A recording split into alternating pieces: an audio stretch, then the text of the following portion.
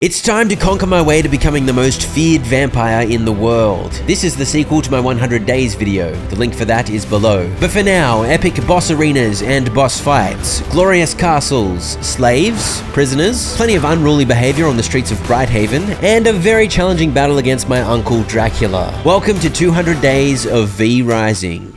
As Night 101 continued, I complained about how expensive it is to make spectral dust. I need Scourge Stone for it? That's so expensive, man. And I got busy around the castle, collecting goodies from my returned minions, feeding some books to the Chompy Boy, and getting some of that precious Scourge Stone smelting. It was quite a process tending to chores at the castle, as you can see, so I was busy through till night 102, at which point I terminated poor Ziggy. I simply had way too many rogue blood-type servants, so I needed to make space to add this brute to the party. Alright, let's send some of these guys out. Ongoing, I won't bother telling you every time I send my servants out, just know that I was always keeping them busy collecting any and every useful material I happen to be running low on. I got rid of Bruce the Rogue too and replaced her with this warrior, and I got busy crafting some gear for my soon-to-be converted servants. Now that I'd grinded down some spectral dust, I was able to craft Dawnthorn gloves and boots for myself too. 2 new upgrades.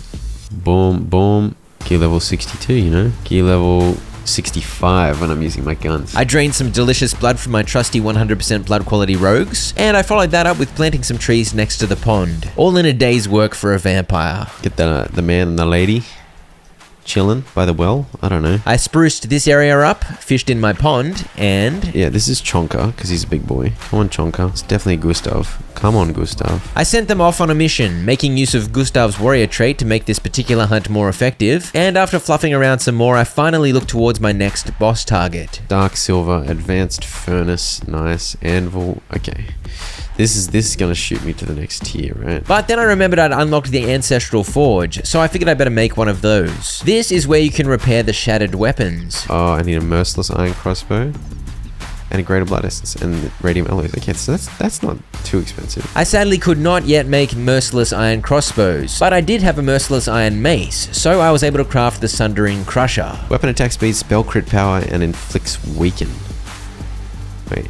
Are you saying I can upgrade it? Upgrade cost, Dark Silver Mace. A respectable upgrade, very nice. I immediately put it to the noble work of bashing up some stone ruins, before teleporting to the ruins of Mortium where I put it to work against this bear. I ran about exploring the map of this area because I wanted to see if I could find any rift incursions to fight. There were some rifts active, but they were level 80 plus, so I steered clear of those and settled with at least getting some exploring done. Dracula's castle. Oh, it is Dracula's castle. This is Dracula's castle. These gargoyles are really high level. I think I should stay away. Level 51. Okay, so the level 57 ones are starting in 50 minutes. Well, that's a bit rough. For now, there was nothing to do but run north into the cursed forest, pop on my Shroud of the Forest to ensure the curse didn't overwhelm me, and get in a fight with these spectral nerds. Holy crap. Holy crap, those guys do so much damage. I wanted to make use of my new mace, so I was experimenting with a couple of blood skills with which to steal back health, but it did not seem too effective, so I fell back on old reliable, the twin pistols. Hold to enter. I had so many enemies on me just then.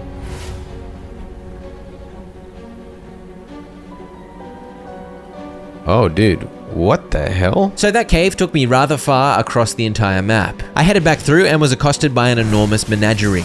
I'd swapped back to my favorite storm spells, so I was able to whip out some juicy area damage. I soon made my way to the final boss of Act 3, Cyril the Cursed Smith. For the start of the fight, he seemed like a bit of a slow mover, so I was able to dish out decent damage while suffering no damage to myself. He soon summoned some spectral weapons to harass me, and some glowy balls too. But honestly, all of this was rather easy to avoid, and I seemed to be handling the fight comfortably, until I attempted to use my ultimate, and this happened. Oh, dude, I missed. I missed my ulti? What? How did that miss? Oh, this is not good, dude. Alright, concentrate. What? How did that hit me? So that stinky passage of play put me in a tough spot. I spent the next section of the fight trying to stabilize, clearing out the spectral weapons, which went okay until old mate started zipping around the place. Oh, dude.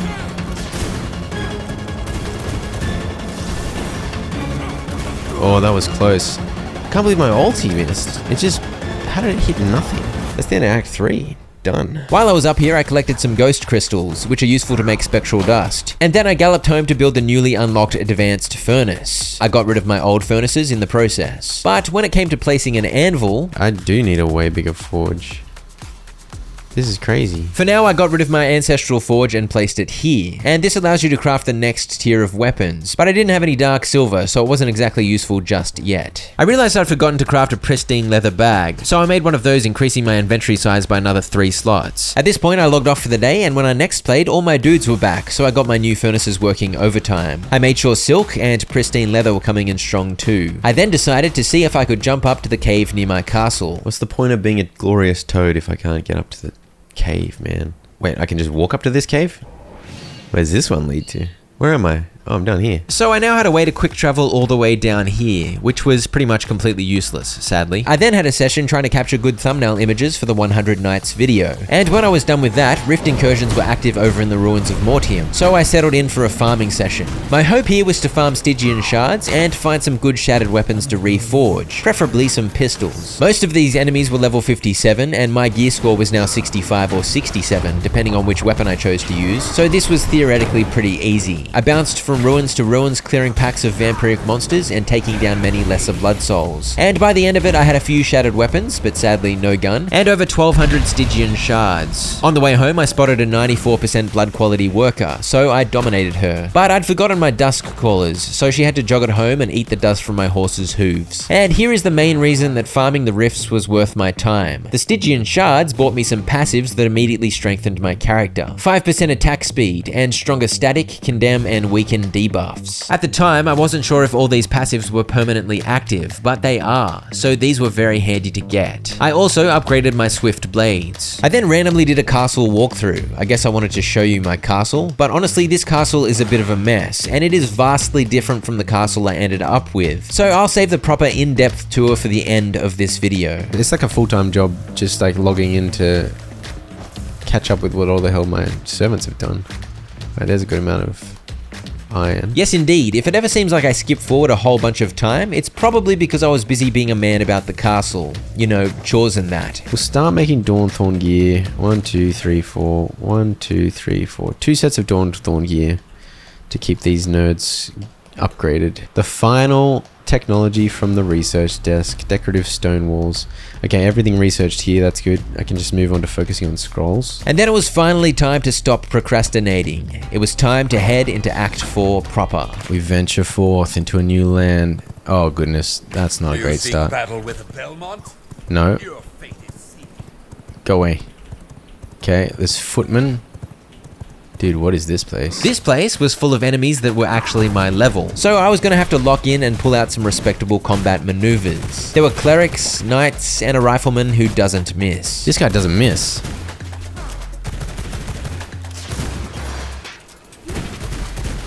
He doesn't miss. That guy doesn't miss. Okay, this is gonna be hard. They're level 71. Is this the right area? Yeah, mate, it is. You just suck. Nah, but seriously, the difficulty jump moving into new zones in this game is always a bit of a slap in the face. But mostly in a good way, because it keeps you on your toes and makes you excited to unlock new gear and weapons. This guy's giving them shields? Bro, the...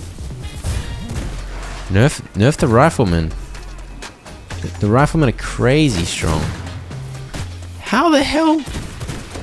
How do I deal with that? The riflemen have impeccable aim, unless you sidestep after they've already shot the bullet, because they track your movement perfectly. It took me a while to figure this out. Fortunately, I was at least able to defeat this 3-man patrol. Okay, dude. This is gonna be a whole nother beast. Gold jewelry. I feel like these guys are nuts.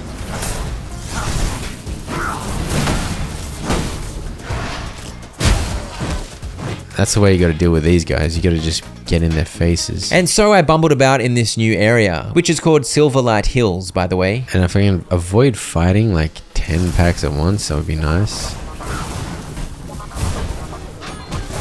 But with the consistency of patrols in this area, I must admit I had trouble avoiding fighting 10 packs at once. I need to use feed to finish nerds off, for sure. These guys give me lots of glass bottles, that's very useful. Now I can get heaps of potions. I soon approached the place where it seemed my next V-Blood target must be located. Alright, the Overseer is in here somewhere, I think.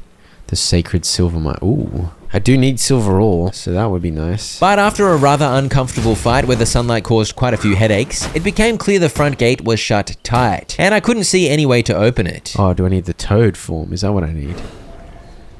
Could be. Come on, you can get over there, Mr. Toad. The little rat can fit in, surely.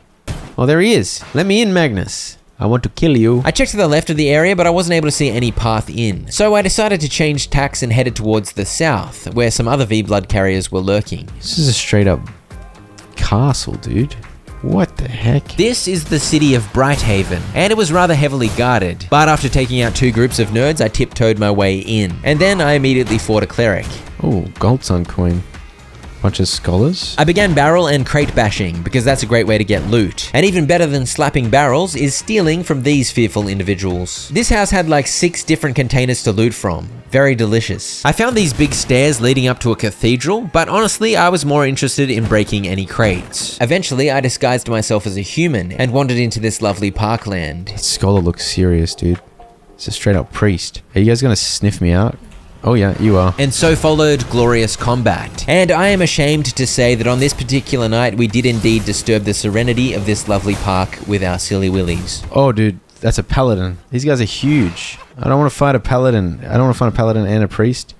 Oh, for goodness sake. Yeah, so I ran away. Back over in this area, I ended up taking on a different priest, who I managed to defeat, and just in time. I defeated it. Can I take on a 76 paladin? This was Big Mace versus Big Mace, but I'm sad to say I don't think I was winning the mace slap battle. I really should have taken this fella on with a ranged weapon, but I guess I was feeling slappy. Oh, since when do you do that, bro? Feed. As the sun rose, I wandered about disguised as a human once more. And obviously, when I saw this lovely fishing spot, I could not resist. And this is when I discovered fishing must be a crime, because these guys did not like me. This is not working out, dude. I'm gonna die. I'm gonna die. No, he got me. We're in the vineyards. It's beautiful. Can we get some delicious grapes? No time for delicious grapes, only time to flee. And somehow, despite the aimbot shenanigans of the rifleman, I was able to make my escape. We escaped the Silverlight Hills. I'd managed to fill my bags with various goodies, and we'll call that a respectable information gathering effort, and therefore a successful expedition. I don't know about that, man. I don't think that was a very successful expedition. Well, maybe not then. I got busy crafting, including queuing up more level 7 armor for my servants. I stocked up on healing potions, and then I headed off on my second expedition to the Silverlight Hills. Oh, there's harpies coming out. What are you guys doing here? Oh, they're fighting each other. Hell yeah. So I guess some toothy harpies occupy these hills, along with a great many humans. And one hungry vampire. Well, technically I was just visiting, but I am always hungry. Anyway, I checked the left of the silver mine earlier, but for some reason I had not checked to the right. It's gotta be over here somewhere, right? Okay, yes, we got a little hill. Here we go. Gotta go sneaky. And so I jumped down into the silver mine, where I immediately bashed up some ruffians that had been mining away, and I began collecting some of the coveted silver ore for myself. How much can I carry without hurting myself? I've got a fair bit of silver resistance, right? I did have a bit of silver resistance from my cloak, but I'd sadly forgotten to bring a silver resistance potion, which is the biggest way to boost your resistance. Nonetheless, in short order, I was able to collect a couple hundred silver ore, which was enough to craft at least one level 23 weapon. Once the carrying silver debuff got up to 12 or 13 stacks, I began taking damage. So I had to drop some ore, but I was able to carry about 350 safely. Can at least get a bunch of Dude, I'm getting so many reinforced planks. That's actually really strong. Yes, indeed. Reinforced planks cost a bunch of iron ingots to craft, so finding a bunch ready-made was quite juicy. I'd jumped down right at the back of the mine, so I had to fight my way forward to the entrance. And I soon worked out killing the slave masters inspired the slaves working the mines to run free and rise up. I also nobly freed a bunch of shaggy fellas from these cages, so clearly I'm a loving and generous vampire. This is empirical proof. Oh, they're rising up on the overseer. Hell yeah, get him. Get him! I freed them so that they would run straight to their death, aimlessly throwing their bodies at Magnus's icy nonsense. That is true benevolence. He hit me with some triple ice spikes, I hit him with a sparky ultimate that dealt juicy damage, and the overseer had quite a moveset with snow cones flying everywhere, whirlwinds, and a big skewer charge. I am getting schmozzled. A bunch more ruffians came to save the day, distracting him while I took out this halberd dingus and popped a potion to top up my health a little. When he finally emerged from his ice wall, I was in much better shape, and he was getting low. What do I do about... He's healing. Yes, indeed, and after his heal, he unleashed the hurt yet again. I think I managed to dodge approximately 0% of these skewers, but luckily, reinforcements arrived. Yes, more ruffians, please. I need all the help I can get.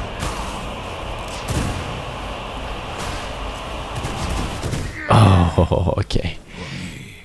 I think I would have lost without the help of those ruffians, to be honest. I earned a boot book for my troubles, as well as larger storage options and a new cloak recipe. I followed up my victory with some pilfering before raising the gate and heading home. Okay, so what do I need? Spectral dust, silver ore.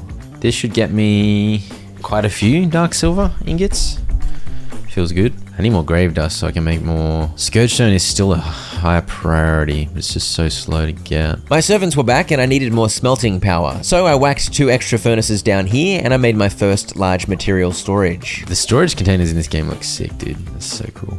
Okay, sweet. I placed down a large herb storage too, and I made some meat rending choppers. And with 13 dark silver ingots ready, I set some dark silver pistols to craft 2. I killed some time doing chores, and I soon had the dark silver ingots to make a longbow too. With that, I have 70 gear score. Look how chunky they are. They're huge. Chunky ones. They got pink diamonds in them? What's going on? I love it. I'd stockpiled some improved gear for my servants, so I got those equipped. They put up to 677. And soon most of my nerds were looking much stronger. And thanks to Chonka being a brute, I was able to send a team of 2 to collect a bunch of silver ore from the mine with a 100% success chance. Great news. I had a ridiculous amount of crappy gear left over after that, so I began feeding them to Chompy to get some materials back. I crafted 2 silver resistance potions out of plague briar, and spell leech by 10%, blood type efficiency by 5% for an hour. That is a rather strong brew, so I made a few. I also randomly discovered I was able to place workshop wallpaper, so I placed some. Got the workshop walls going, man. I like it. I also crafted a dark silver greatsword, and this was the first time properly trying it out. It seemed to get the job done. The greatsword seems very strong. I got the brute blood, attack life leech, attack speed, and gain 1 gear level. Increased healing receive. Brute blood seemed excellent for melee builds, if only I could find some 100% quality brutes. I popped my silver resistance brew and got down to business. Much of night 117 was spent fighting my way through the mines, collecting everything. There we go, there's a pretty good rogue from this region to make a minion of. Not that I needed any more rogues, but why not? Alright, here we go, we're getting some decent blood from this region for the 20% extra. Worker blood, that is more like it. These servants will indeed get 20% more items from hunts in the Silverlight Hills, since it's their home region. So that's why I was extra pleased to imprison these wretches. A brute too, very nice. Also, what the heck is this creepy church area doing in here? Okay, I'm nearly at my max amount of silver. I managed to collect almost 2,000. And I took on Magnus again, using the greatsword this time, and with a few extra gear levels, plus the brute blood helping me heal more effectively, it was actually surprisingly manageable. After a little more pilfering, I headed home with my loot. By the way, by this point I'd learned that the reason you can't use teleport waystones while carrying most loot is because of PvP settings. On a proper PvP VE server of V Rising, a big part of the gameplay is fighting other players to steal their loot, in a quest to become the strongest on the server. And therefore, the game forces you to run your hard-earned loot home to heighten the stakes. I, of course, was playing solo, so this was pointless for me, so I had to look at my options to try and turn off that setting, but sadly I couldn't figure out a way how. I think you have to do it when first creating the world, so I was destined to run around like a goose on the loose. Anyway, gardening, alchemy, forging, and soon enough a return to Silverlight Hills. Baron de Buchen de Sommelier. I don't even know what a sommelier is. I think he's in the army outpost, I want to say. He was not in the army outpost. He was in the vineyard. One of these sacred grapes. I can get blood merlot. Hold to access. Wait, what the hell? What the hell? Where'd you guys come from? This was pretty cool actually, the Harpies sending raids to bother the poor townspeople of Brighthaven. I guess all the guards that roam around here are not just to fend off vampires. Harpies too. I collected my fill of grapes and picked many fights. So many delicious grapes. Alright, well I think my target is in here. The Baron of Wine, apparently. He looks serious, man. Alright then, go on. After my success defeating the Frosty Overseer using my greatsword, I decided to try using it against this bloke. But I think Donkey Kong was off screen somewhere throwing infinite barrels at me, and it was quite a handful. Fortunately, my ulti dished out huge damage, but after tanking another barrel and a big spinny thing, I concluded it was a little tricky to avoid his damage while playing a melee build, so I whipped out my guns. This allowed me to play at range more defensively. By the way, this guy is fighting with a fencing sword and a half-full wine glass. What a boss. Ow. Ah! These barrels, dude! Nerf the barrels! Got him. Ooh, those barrels. Those barrels. I think if I had full brute blood and I used some like more tanky like attack speed maybe kind of spells, the great sword would have been fine there, but as it was I needed to go to a more defensive ranged setup. That's fine. I don't mind switching weapons. The other thing is, like, for example, I just got this tier 3 jewel on Soulburn. Leeches 40% health. So if I use skills like that, like especially once they've got tier 3 jewels, there's so many spell setups I could experiment with. Killing the Baron unlocked the ability to make Blood Merlot and a level 22 amulet. There was another little vineyard to the south, so I claimed every sacred grape I laid eyes upon. And I picked lots of fights too, because a fair bit of gold jewelry and schematics were being dropped, neither of which I could actually use yet, but I knew they'd of course be useful soon enough. Plus, I was having fun whacking people with my enormous sword. As you can see, a blood moon had risen, providing me some juicy combat buffs. So I quickly made my way to the nearby harpy nest and began plucking some feathers. There were also quite a few of these rocks that dropped flawless gems, so I claimed all of those, and soon I made my way to face the Stormwing Matriarch. Once again, I started the fight using my greatsword, and for the first section of the fight, things went pretty well, but she soon flew off, summoned some harpy goons, and started shooting purple zoomies at me. Once she landed, I got my ulti off and dished out that juicy damage, and from there, it was pretty much chaos. There were little willies chasing me, she shot purple bombs everywhere, and it was all I could do to simply avoid damage. But big props to the 2 storm spells I was using, as they were pretty easy to cast on cooldown to ensure I continued dealing damage, even when I was running around like a headless chicken. And then she went up again, and more flappy idiots came to harass me.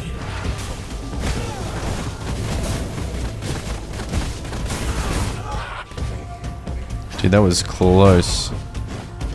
Woo! I was just face tanking. It's a whirlwind at the end then. What does that get me? Flawless gems, baby. Speaking of, I collected a few more of those before making my way south to the Emberleaf Grove. Except it was daytime, so I waited in the shade for a bit. And on night 120, I took on Merwin the Elementalist. And it really was indeed a game of count the elements. I counted 3. Some Sparkies, some Frosties, and some Firies. And they were coming thick and fast. When she plopped down a fire tornado and started shooting icicles at me, I had a rough time. No. And suddenly, she doubled. Both she and the doppelganger were shooting spells willy-nilly, making things even more chaotic. And while the clone got low rather quickly, I didn't manage to finish it off because I was too busy dodging the elemental barrage. When I finally did kill it, I got rather low on health. I managed to heal up a little behind a rock, but then this happened. Okay, it's getting out of control. Oh my gosh. Oh, dude. What?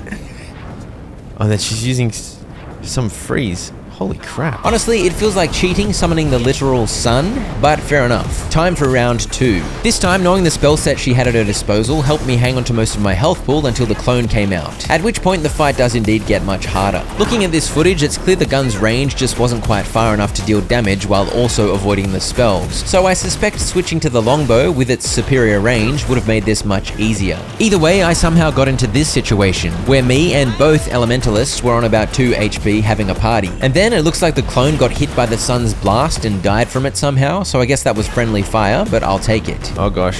No, I just failed so hard. Ooh! I tried to pop a potion and it was such a bad idea, but I luckily finished her off. Bro, she's intense. Just constant stuff that you gotta dodge. It's very hard to get damage off.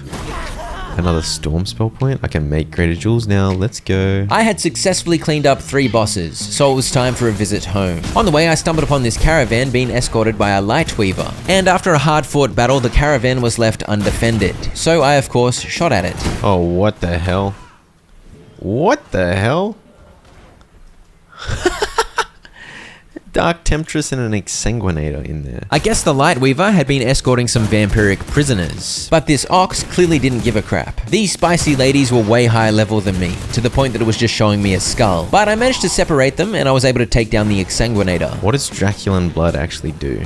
I know I've got 100% rogue blood right now, so this is a stupid idea. Movement speed during the night, damage against enemies below 30 health, healing received from Bloodmend, 1 additional bite charge, and heal for 5% of your maximum health when killing an enemy using bite. This is pretty crap, to be honest. I took on the Dark Temptress too, and I guess these nerds aren't too dangerous if you can isolate them. Greater Stygian shards.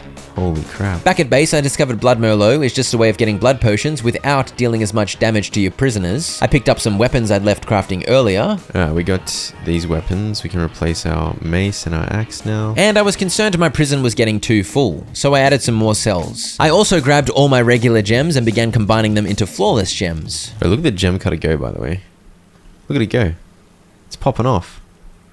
It's actually sick animation. I claimed some delicious Blood Merlot and used it along with dark silver ingots and radium alloy to make a Blood Merlot amulet. And I of course kept my crafting ticking along. At this stage it felt like I never had enough grave dust with which to make scourge stone, and therefore I never had enough scourge stone for spectral dust, and therefore I couldn't make as many dark silver ingots as I wanted. But I was doing my best. I crafted the Phantom's Veil, a cloak upgrade, and I picked up my now ready amulet. Alright, so this pushes me up to 74 gear level though.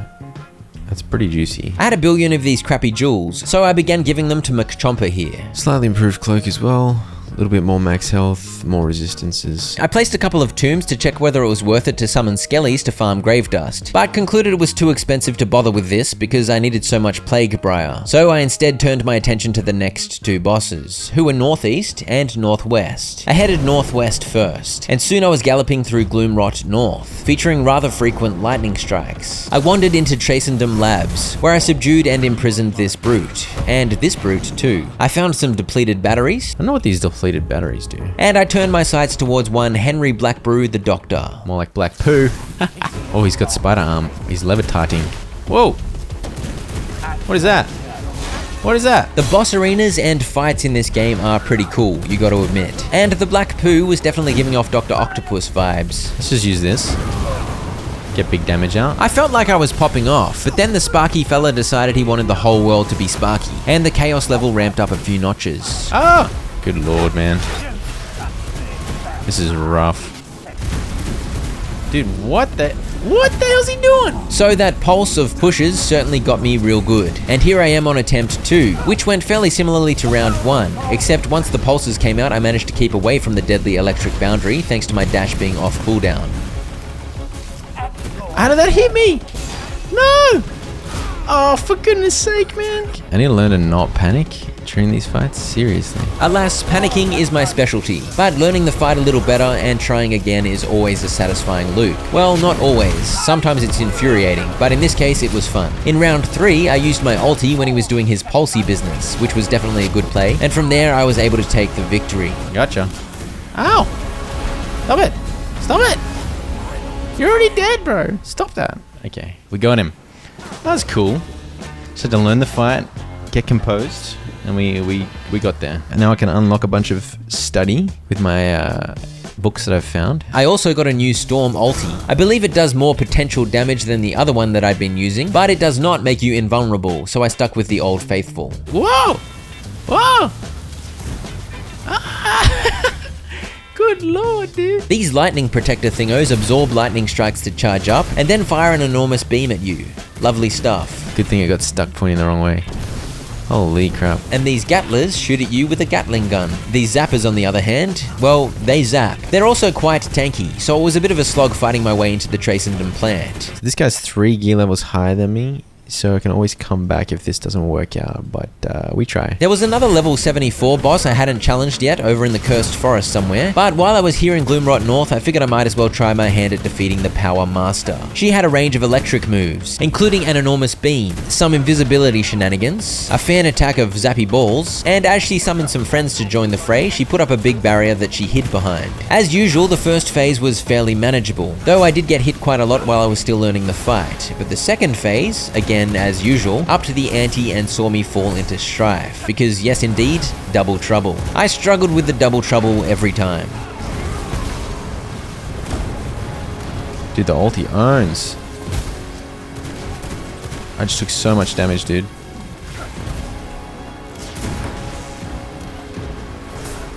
Ah, no! I'm so close. Ah, come on, man. I had my dash off cooldown there at the end, so I probably should have clutched that out, but once again I was bested. And here are some famous last words. That's easier than the last one. Okay. Oh, dude. I just need it. Oh, why? I can't see. No.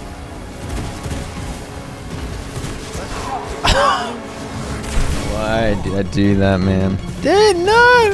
Oh, I'm doing worse. Oh, gosh. No, my goodness sake. It's like when there's like 4 dudes shooting at you from all random angles. Alright, calm down, buddy. No need to get tilted. Lock in, mate. You've got this. Come on. There we go.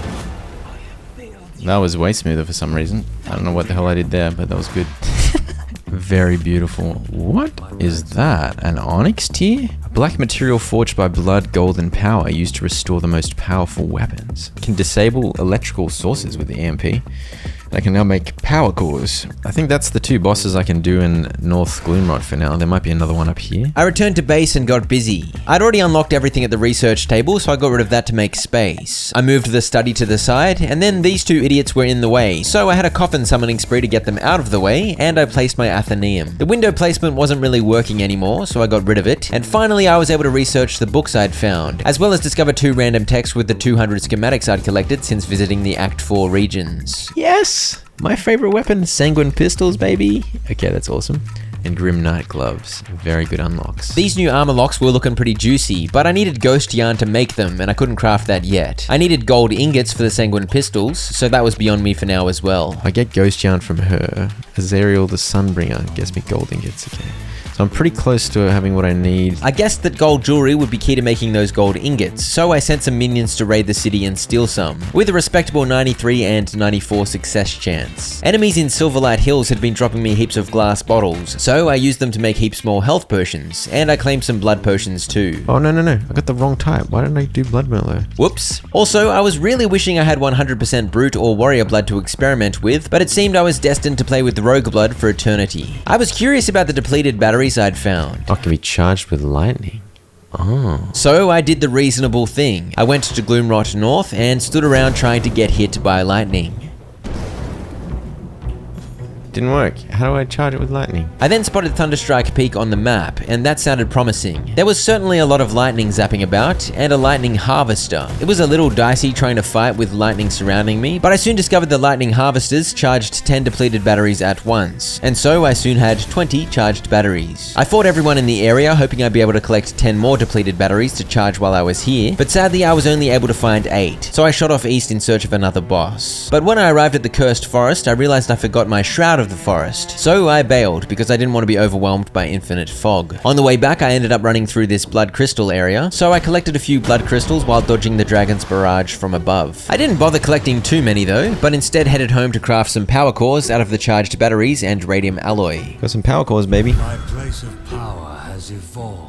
Is that the max level? The power cores had indeed allowed me to upgrade my castle heart once more, and this was indeed its highest level. This allowed me to place an 8th servant coffin, into which I shoved a worker from Silverlight Hills. I then grabbed my cloak and returned to the Cursed Forest, where I immediately got into a rumble with a rather outrageous number of animals. Not just once, but twice. And not just twice, but thrice. I don't know what was going on, but there was an absurd amount of animals spawned in here. This will get me ghost yarn and I can upgrade all my gear. Nice. Yes please, Matka the Curse Weaver. Teach me how to craft ghost yarn. Uh-oh.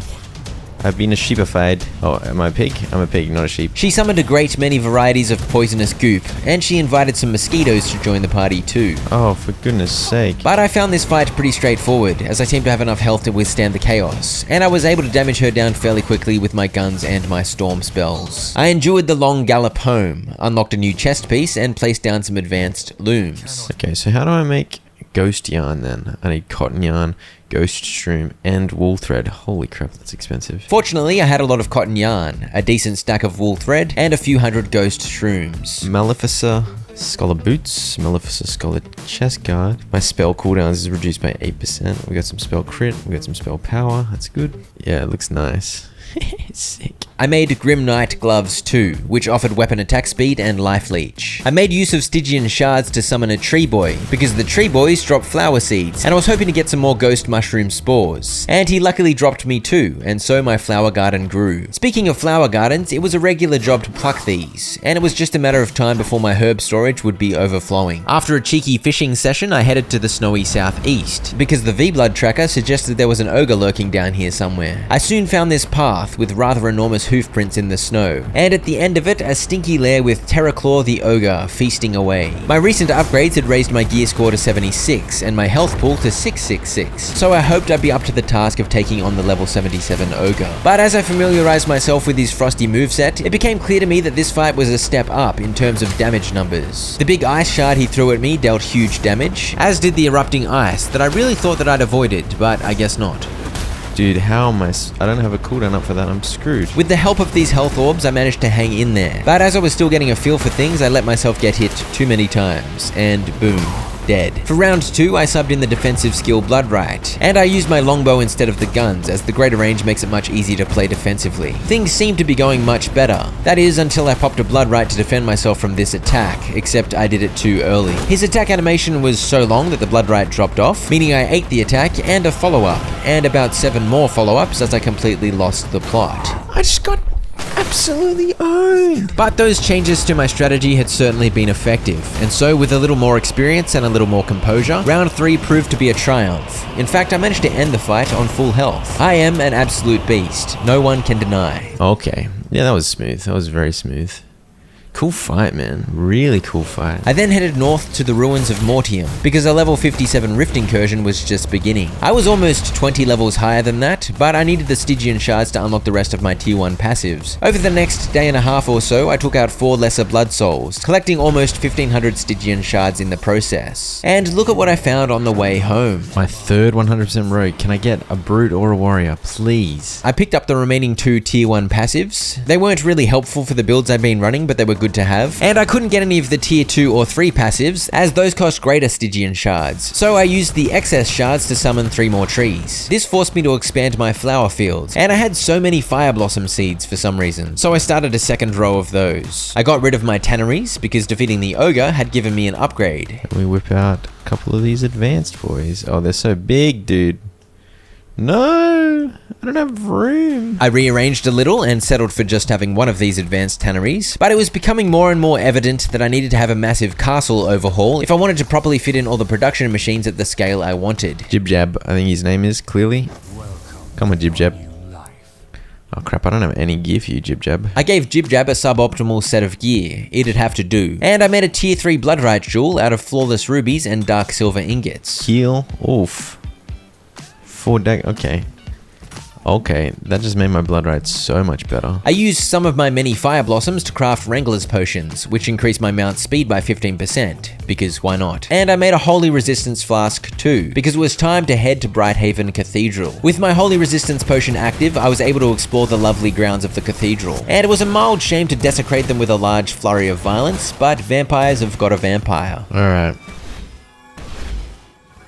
What the hell is this? So I had to be wary of random balls of holy energy from behind while taking on Azariel the Sunbringer, and holy balls from in front too, as the big fella was going nuts with the holy balls himself. It was actually a little bit disappointing from the religious leader, because he was a bit careless and destroyed approximately 100% of the pews in the cathedral. He summoned some friends too, but I mostly ignored them, and compared to the ogre fight, this was rather easy. His attacks just weren't threatening, allowing me to take him down pretty quickly. Okay, I can make gold now, baby.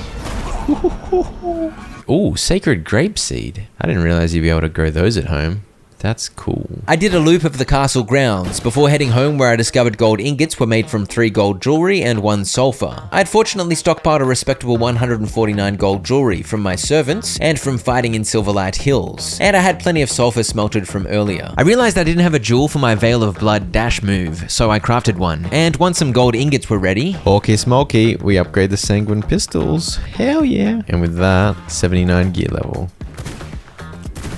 while waiting for the blood moon to rise, I began work on the castle expansion at long last, as I lay down some flooring into the unused area at the back here. And this was a very handy blood moon, because my next target was Simon Belmont the Vampire Hunter, and I needed all the help I could get. Here he is.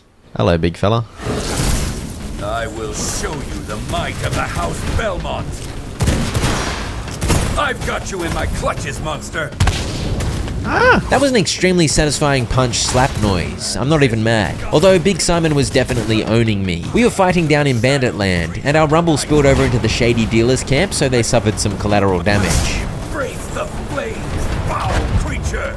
This guy's moveset's crazy. So fast. This guy absolutely popped off with spinny things, fiery whips, throwing daggers, and about 300 other anti-vampire shenanigans. I think the large area I had available to make use of, including rocks to hide behind, made this fight a little more manageable. I call on the holy wrath of my ancestors. What the hell is this? These are a bunch of giant beams. He healed himself up a bunch, and those ancestors he called on quite literally came to direct their wrath at me, in skeleton form. Though he did heal up a lot, it acted as a bit of a fight reset for me too. I also healed up. I was able to deal a bunch of damage once he came out of his heal, and crucially, my ultimate came off cooldown. Oh gosh, not good.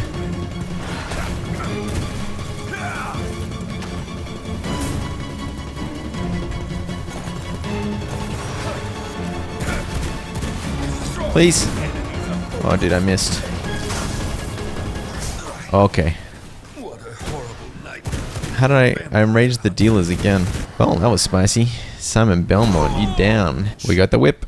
We got the whip. Back at base, I was able to make an Eye of Twilight, which I unlocked earlier when I upgraded my castle heart. This cost some power cores and gold ingots. Soul shards. The most powerful beings of Vada and hold immense power stored in soul shards. And with the Eye of Twilight, I could now see where they were, and there appeared to be 4 of them on the map. This would be quite fun in PvP, as you'd be able to see where soul shard carriers were at any time, and players could fight over them. But for me, it was just handy to show me where the 4 final bosses are. For crafting the Eye of Twilight, I completed a quest. Another quest is just to defeat Dracula. Get a new throne. Cool. So I was on to the final quest of the game, I guess. And I also unlocked some fancy wall panels. I also made a whip. We got a whip. We got a whip. Okay, it's like a mid-range kind of noodle. Got a lunge and spinny winny. The next bosses are 83. With my gun, I've got 79. I had 7 bosses to go at this point, by the way. And apparently I wasn't interested in slowing down, because off I go to take on Lord Styx. But first, I slapped every blood crystal rock I laid eyes on. I still wasn't sure what the blood crystals were actually for, but as always, stocking up can't hurt. Eventually, I engaged the Knight Champion, right next to the mother of all blood crystals there in the middle. I read earlier that this was the site of Dracula's defeat, which is intriguing. I would not have minded watching that fight play out, but for now, Mr. Styx. He had clusters of bats zooming everywhere, and bloody frisbee spraying all over the place too. When I whipped out my ultimate, I think I may have picked the worst timing possible. No. That was bad. Where'd he go? Holy crap. Gargoyles and co, welcome to the fray. Lucky for me, it wasn't too much trouble to keep my distance and chew through their health with my gun, and soon enough the 1v1 was back on against the Knight Champion. What are you doing, bro?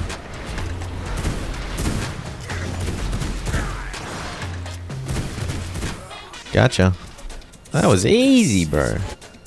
You suck. Alright, well we got bat form. I can make onyx tears now.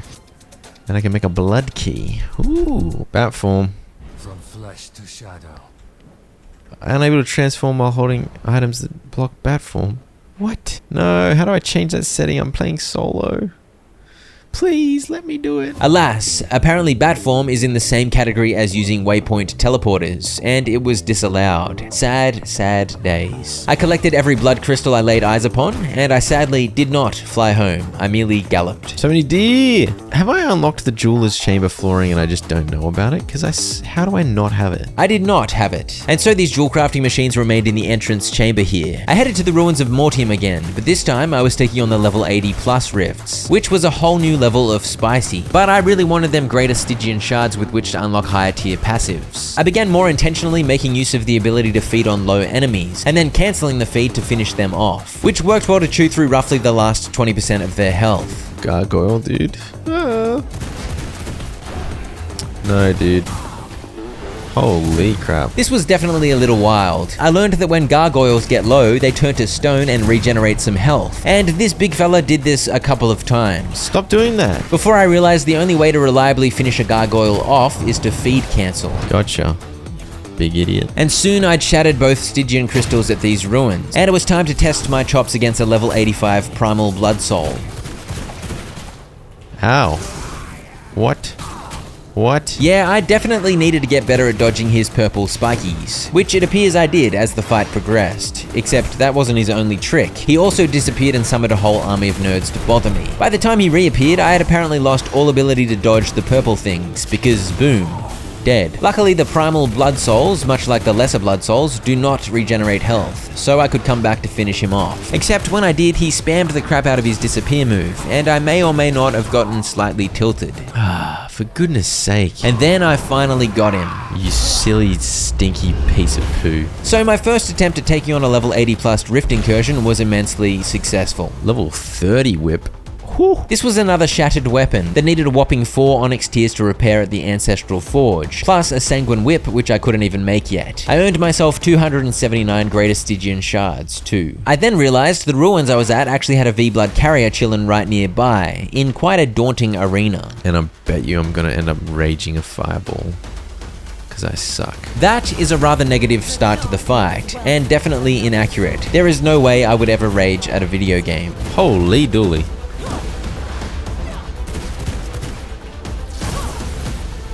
Okay, this woman does too many attacks. Ow! Dude, how am I supposed to... What? What the hell just sucked me in? What is going on?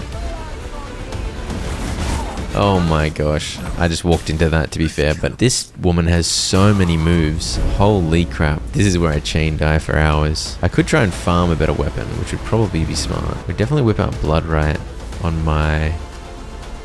And so I went in with a slightly more defensive build for round 2, which allowed me to block some attacks. But even with that, plus my dash and pistol roll to dodge with, I felt like her attacks were so many and so fast that it was impossible to avoid them all. And then I got sucked into this Iron Maiden, which ate me up like a delicious snack, and once inside I suffered the pincushion treatment, which I definitely was not expecting. Holy crap, this fight is nuts. I tried one more time, but it was looking hopeless. It seemed I needed to gear up or rethink my build, because this clearly wasn't working. Nah, bro, get out of here. And so I was humbled, big time. To be fair, she was 4 levels higher than me, and of course I'd had trouble with some of the earlier bosses too, but this was the first time I'd been utterly shut down by a boss to the extent that I couldn't even seem to deal 20% of her health. So I was definitely feeling the failure. Next on the menu was an absolutely bonkers amount of animals, and then Gore Crusher the Behemoth. I'd had a stinker against Valencia the Depraved, but perhaps this enormous beast would be an easier fight. That was on the play. How did that hit me? After this first attempt, it wasn't looking great, but attempt 2 actually wasn't so bad. As you can see, with his level advantage, the Behemoth was taking reduced damage numbers, so it was slow to chew through his health pool. But as I grew comfortable with his various moves, I was for the most part able to keep myself fairly healthy. But then this happened. What the hell? Wait, what? The wolf is sick. Heals for so much. The wolf I'm talking about is my Spectral Wolf ability, which I'd subbed in as an experiment. It had a jewel causing it to provide a decent heal, which was a large part of the reason why I was able to stay healthy. I missed my ultimate though, which was a big stinker. And then the big boy summoned a bunch of glowy orbs. They moved really slowly, so I wasn't too bothered, until this happened. What? What? Also, a spectral version of the Behemoth appeared out of nowhere, and that pushed me over the edge. I'd been either avoiding or healing through the barrage from one Behemoth, but with 2 in the picture, I was overwhelmed. But at least I got him reasonably low. Hope kindled in my heart that I could come away from the Behemoth Slayer victorious. No! How did that hit me? Oh! How do I... On attempt number 3, I was close, but no cigar. And on attempt 4, I did a fair bit worse. I think I'm gonna give up on both these fights. Because I was close on this guy. But close is not good enough, and I needed a change of pace to regroup and come back stronger. So off I went. I managed to craft an onyx tier out of gold ingots, power cores, and blood crystals, and combined with the 3 I'd collected from boss kills, I was able to craft the blood key. Oh. Provides the bearer entry into Dracula's castle. This actually gets me into Dracula's castle as well. What the heck? For now, I'll take it for the extra gear score and a bunch of spell power as well. Sun resistance doesn't hurt. I also picked up a jewel for the defensive illusion skill Mist Trance, because I figured some spell experimentation was in order. This spell is similar to Bloodright, but instead of inflicting leech, it gives you the opportunity to teleport away after deflecting the hit. I managed to craft 1 potion of rage too, which gives 6 physical power. Skinny Pete was killed. Bro, he had like a 90% chance. Come on, Skinny Pete. How do you lose with those odds, you silly sausage? Those are the notifications you get if your servants happen to return from their hunt while you're in-game, by the way. And lucky for Skinny Pete, it was easy to resurrect him. After organizing my minions, I headed out to Brighthaven for a shopping visit. It took me a minute to find the right vendor, but soon enough... We'll go for the 3-set scholar. Let's just do that. Maybe I can farm more coins while I'm here. I hadn't upgraded my pants at all yet, so that was a good purchase. But I was keen to unlock more than just the one thing, so I had a good session terrorizing the streets of Brighthaven. I managed to pillage my way to over 160 Gold Sun coins, and I bought jeweler's flooring, because it was about time I made a jewel crafting room somewhere in my castle. I headed home to research, and as you can see, I found a chess piece book too. Very nice. And we can do a random one. Got a necklace. Ooh, I could upgrade this to this, which I think is superior to this one. I need 12 power cores, I only have 9.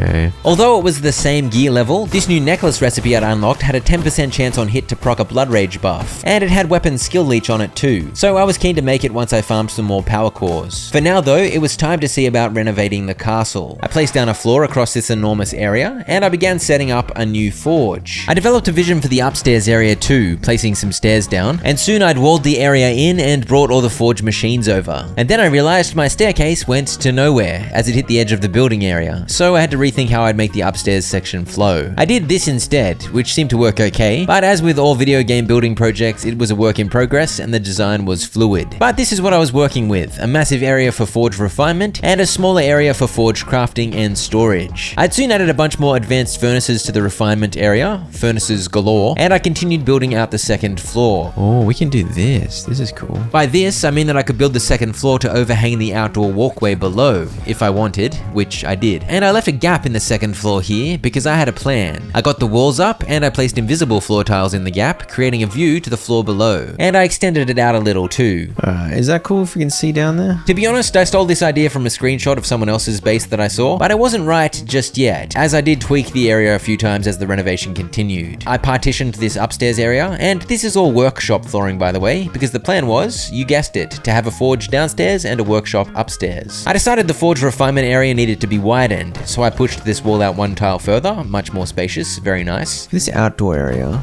let's use the diagonal pattern. The outside is distinguished from the inside. Alright, so this is forge crafting.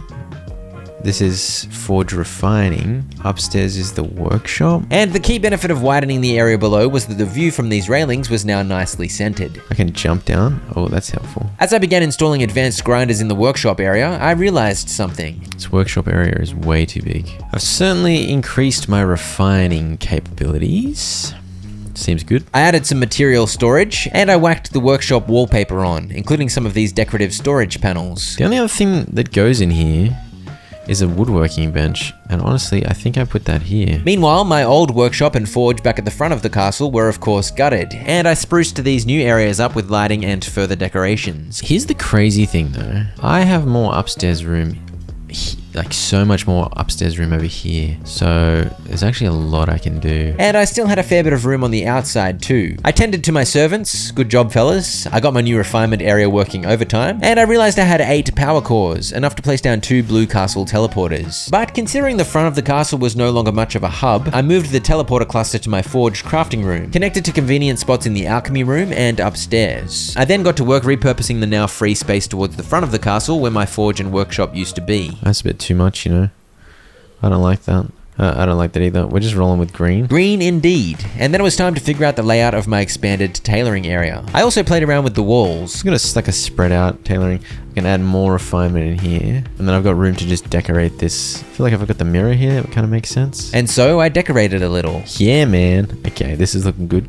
Can be the fancy one. The red to go with my rug. Okay, cool. Now we're getting somewhere. Decorating these corners was a little tricky, but this was respectable progress. I then went nuts ripping down this unnecessary workshop area and extending the second floor, just to give me a clearer idea of what I had to work with up here. In the process, I even blocked off the workshop area so that it was now only accessible using the red teleporter, because that'll do. And it may be hard while you're watching to orient yourself as to where the hell in the castle this actually is, but as I break down the wall here to reveal my stone coffin, maybe that'll give you a reference point. If you're still confused confused, don't worry, I'll give a comprehensive tour later, which will help everything make sense in context. I did some of these ones, arranging our coffins. I expanded out the usable area up here by building out the floor even further, using the space above the spot where my teleport waypoint is located next to the pond. And let me explain what I was thinking for this space. You come up the stairs, there's a bit of like an antechamber, and then through here we'll have a massive throne room somehow. Wait, what's underneath? Maybe I can incorporate the prison? I tried having it so you could look down upon the wretches in the prison below, but that looked terrible. I moved the coffins to the other side,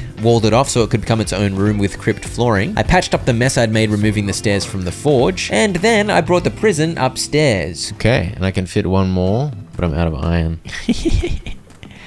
It's beautiful. And it's all centered. It's a little annoying that this side is bigger than this side, but I literally can't build any further this way.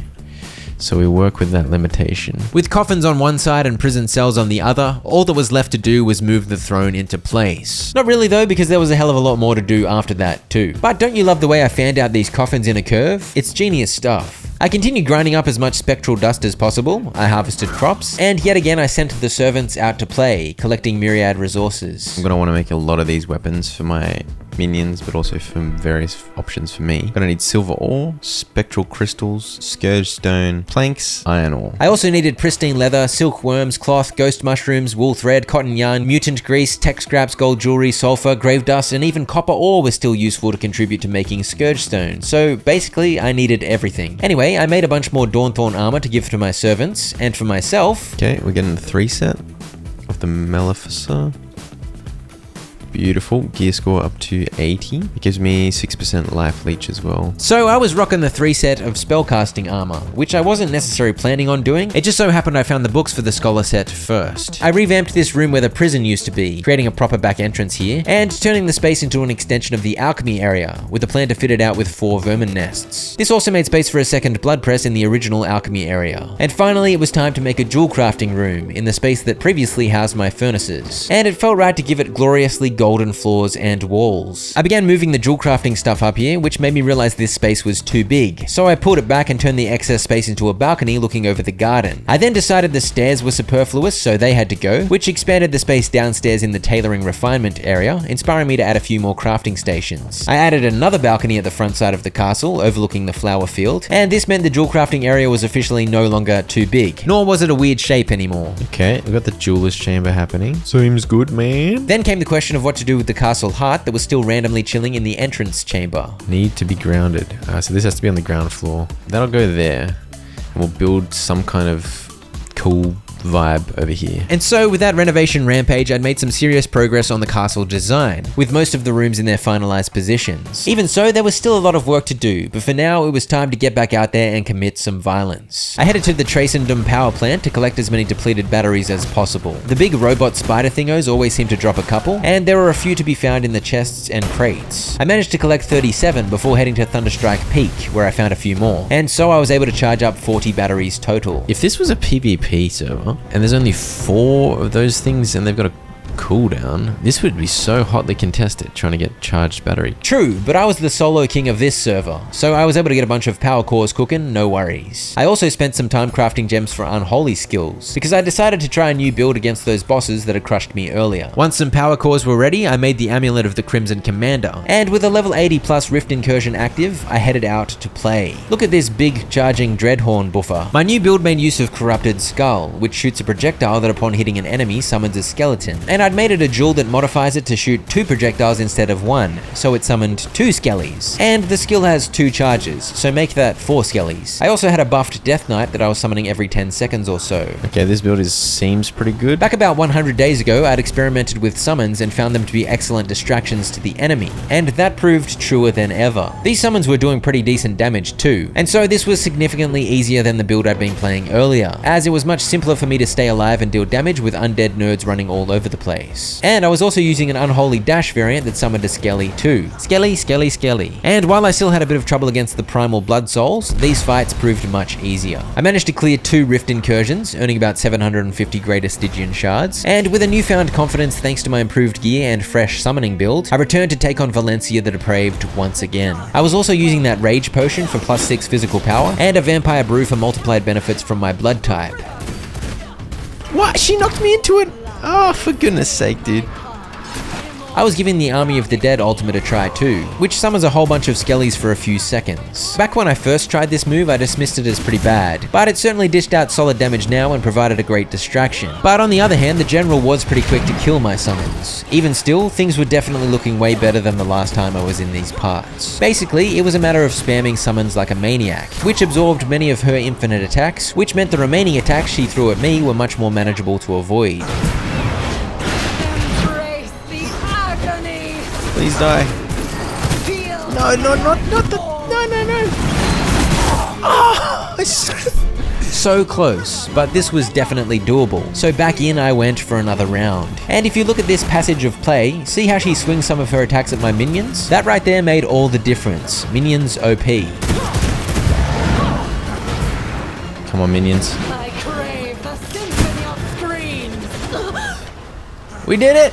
Minions OP, man! Oh, I had no chance against this. I mean, I did improve my gear as well a little bit, but that was so much easier than when I was trying with no minions. The minion strats. The minion strats, baby! Alright, well that feels good. What do we just unlock? Coat of arms, some plaques. Shadow Weave. They make the most powerful armor. Interesting. Tier 4 jewels as well. Holy crap. Silk and ghost yarn. Yeah, so I think Shadow Weave will be used to make this stuff. Very interesting. I can actually see Dracula, the Immortal King here now. I can make tier 4 jewels now, and they cost 300 greater Stygian shards a pop. Boost the effect of your current blood type by 8%. Okay. Cooldown recovery rate. Ultimate cooldown recovery rate by 15%. These are crazy. Let's get increased damage against V-Blood by 10%, because that'll make my next boss fights a bit easier. That was all I could afford for now. I'd need to farm a bunch more greater Stygian shards to unlock all of these. Next I went and fought a ridiculous quantity of animals, and then the behemoth. I got this big honker chonker to about 5% health twice earlier, so I felt good about taking him out with my new summoner build, and my good feels were justified because I did indeed have a nice time of it. It was the same story. The risk-free damage the summons deal plus the distraction they provide were juicy.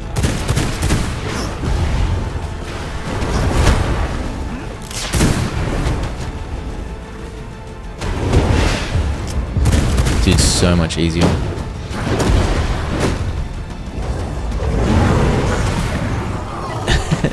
That's crazy, the difference, man. Now I can get bat leather and the biggest bag. Woo! And that's my final spell point. I've got every spell now. Boom, boom, boom, boom, boom, boom, boom, boom, boom, boom, boom. And with that, I had just 4 more bosses remaining. I had 550 bat hide that had dropped from enemies in the level 80 plus rift incursions, so I began crafting some bat leather. We got the bat leather bag, man. Boom.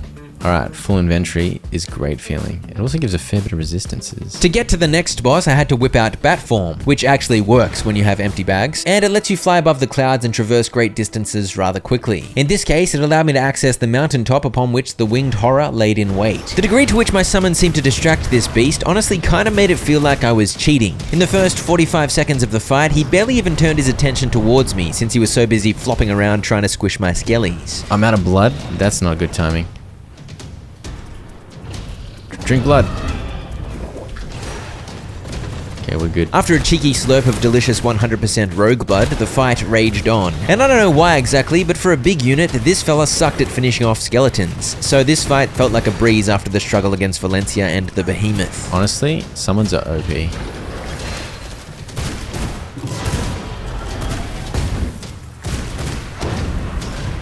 Stop flying. Huh? Oh, dear lord.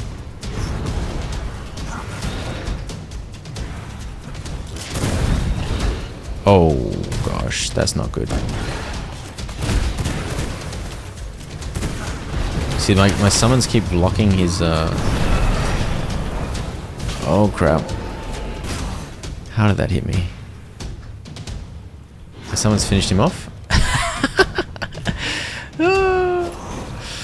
Summons are so good, dude. Yeah, so the end of the fight there, things got a little crazy, but other than that, no worries mate, easy win. Soul Shard of the Winged Horror.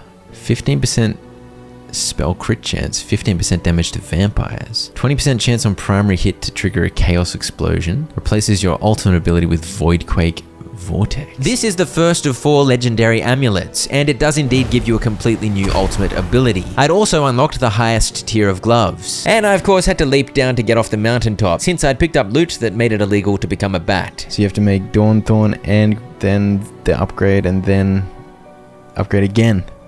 That's absolutely bonkers. Okay, interesting. The 4-set bonus, Veil attacks heal for additional 2% health. Yeah, the 4-set bonuses of these are nuts. The Dracula sets are the final tier of armor in the game, with 4 sets to choose from based on what stats and bonuses you prefer. I crafted a bunch of Shadow Weave to go with the bat leather I'd crafted already. There we go, we got the Dracula's Grim Gloves. Gotta unlock a lot of other crap first before I can get all these though, so that's interesting. I added a majestic red carpet to the throne room, I experimented with some wall hangings, and added some lighting and gargoyles too. In the process, I discovered I could place these things. A midnight fireside. Why not?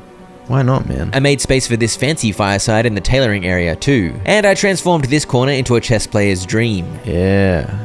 Give me that chess. I then experimented with the gargoyles a bunch, eventually settling on this situation here. That looks kind of cool. I don't know, man. What else do we do? We head to Silverlight Hills, that's what. Holy Resistance. Vampiric Brew. Rage Potion. That's actually doing so much damage to me. Holy crap. I was at the Fortress of Light, just southeast of Brighthaven City, and clearly I'd brought a Holy Resistance potion that was too weak, so I was still taking constant tick damage. But I'd come all this way, so I decided to have a crack at Solaris anyway. And this was quite the boss arena. I haven't mentioned it, but one of the modifiers on my Death Knight jewel meant that when he dealt damage, I was healed a little, so this seemed to help to offset the tick damage from the Holy Radiation.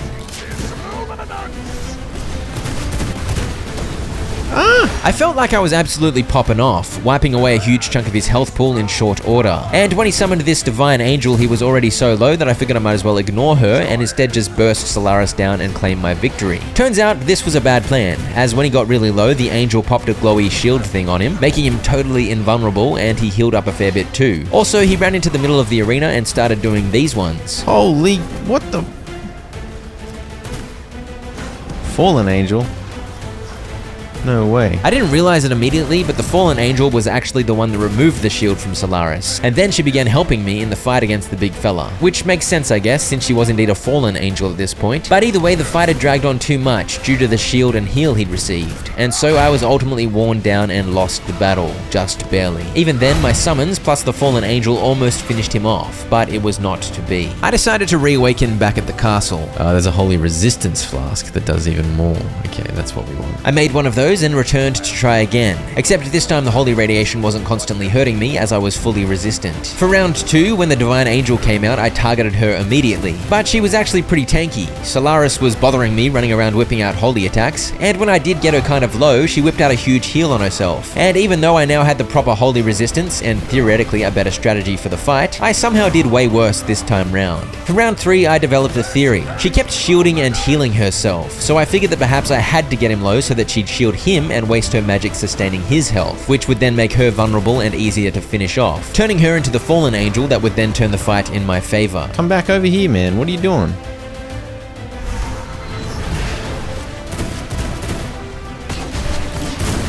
How did I take so much damage? I managed to take the Divine Angel down, and it looks like even at this point I failed to realize that the Fallen Angel was now helping me, so I killed it. And then with holy bolts and rays and orbs and frisbees flying absolutely everywhere, I turned my attention to Solaris the Immaculate, who no longer had any lifelines left.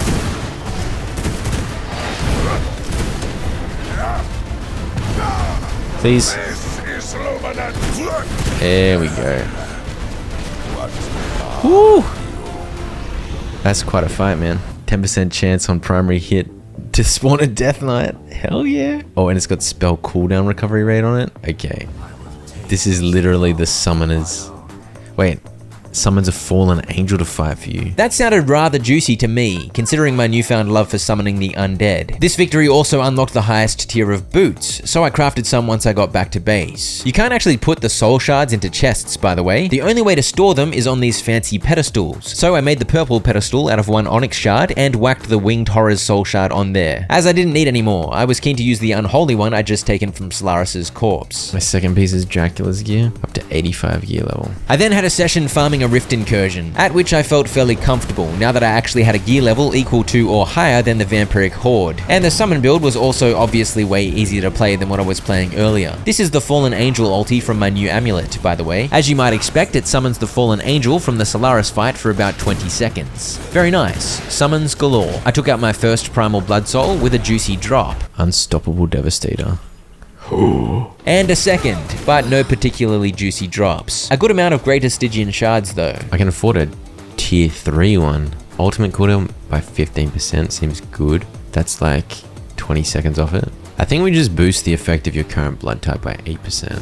It seems so strong. A bit more crit, a bit more movement speed, even shorter Veil cooldown. I had a chompy spree, salvaging a bunch of outdated weapons, including the blue Ancestrals that were now useless to me. Oh, I'm getting so many iron ingots back. It's beautiful. Now, let's try and get these nerds all upgraded. I like how they just mill about it here as well. It's great. Okay, you got Dawnthorn. That's great. We'll give you this really juicy weapon. So you're a bit of a beast now, Gustav. I didn't quite have enough Dawnthorn armor to upgrade everyone, so I crafted some more. I of course accepted my servant's winnings, and I got refining. And soon the whole crew were up at around the 700 hunt proficiency mark. And the big thing they could all benefit from at this point were weapon upgrades. For now though, I sent them out to wreak as much havoc as possible. I continued crafting up a storm, and once a good chunk of materials had amassed, I began crafting as many level 23 weapons as possible, so that they'd be ready for my servants upon their return. I also claimed a bunch of Blood Merlot from my helpful prisoners here, and used it to craft 8 Blood Merlot amulets, enough to upgrade all of my servants' jewelry gear slot. And so all the crew were set for some juicy upgrades when they returned from the hunt. And then it was back to farm some more Greater Stygian Shards. This time I managed to down 2 Primal Blood Souls at 2 different ruins, and I made it to a third, but this one gave me some trouble. If you haven't noticed, the Blood Souls are actually just repeats of V-Blood bosses from earlier in the game, and this particular Primal Blood Soul was the Chaos Mutant Beast from back in the Pool of Rebirth. And compared to the other Blood Souls I'd been fighting, he was an absolute unit, and I got owned. Sadly, by the time I'd returned, the Rift event had ended,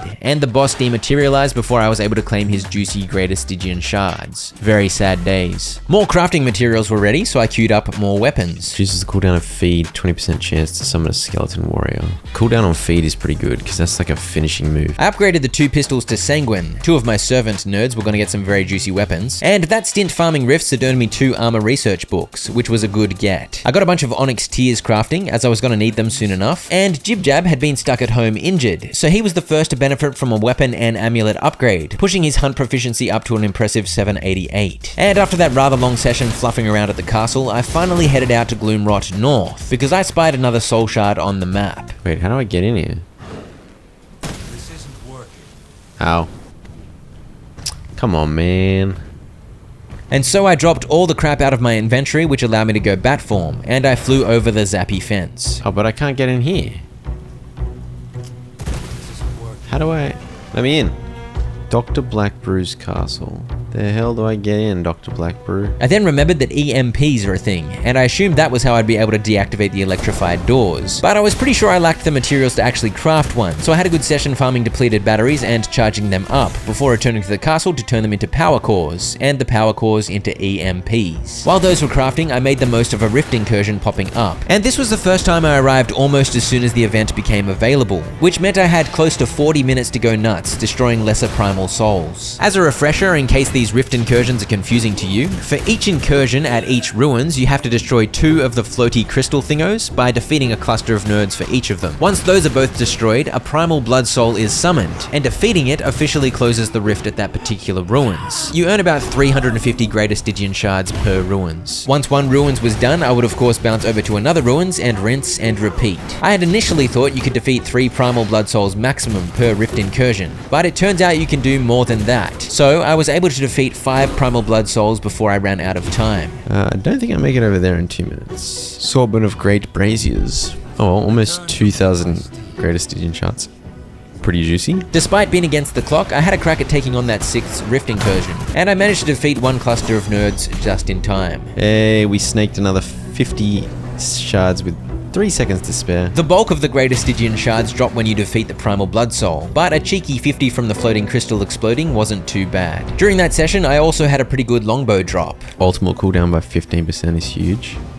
And I think I get increased resistances and I get movement speed when dealing damage. Because those are going to be some really just like solid passive buffs. I could do this, you know. Oh, I don't have the Sanguine Longbow unlocked yet. Never mind. And so the level 30 weapons continued to elude me, because I had such limited access to Sanguine weapons. At this point, I'd only unlocked the Sanguine guns and slashes. But at least my EMPs were ready.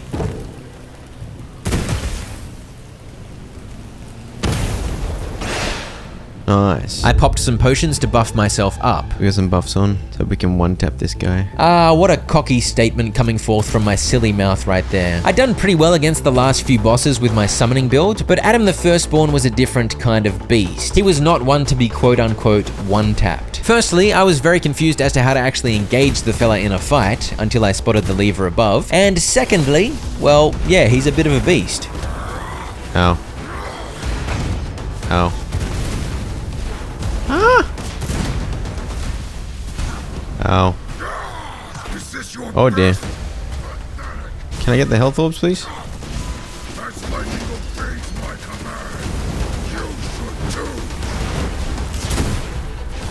Oh, I'm dead, dude. Ah! Okay, that's crazy fight. At least I had this going for me. It's pretty quick getting back as the bat flies. Away from me, world! Goodness sake, man. Oh dear.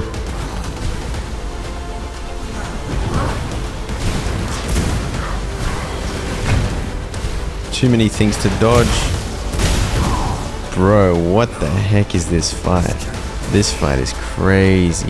It might look rather obvious when you're watching, and I guess it is obvious. You should not go into the lattice of electric beams flying across the arena. But with the pressure of all his attacks, and the fact that some of his attacks actually push you or throw you into the beams, I was struggling to feel like I had the space to safely move around the arena without getting zapped or squashed. After a few attempts, I got rid of both my summon spells and tried to build with 2 defensive skills. And while this gave me more options for defensive cooldowns, it also nerfed my damage, and without summons everywhere, all of Adam's focus was on me. So I don't know if this change up helped me or hindered me. Nonetheless, I persevered with a few more attempts. Somewhere in there, I swapped out the Fallen Angel ultimate and went back to my old faithful Storm ultimate. I subbed out defensive skills to try something else, but I may or may not have started getting frustrated, and honestly, I think I just progressively played worse. Which is what happens when you're just mildly tilted. I just gotta get good, but I'm just not.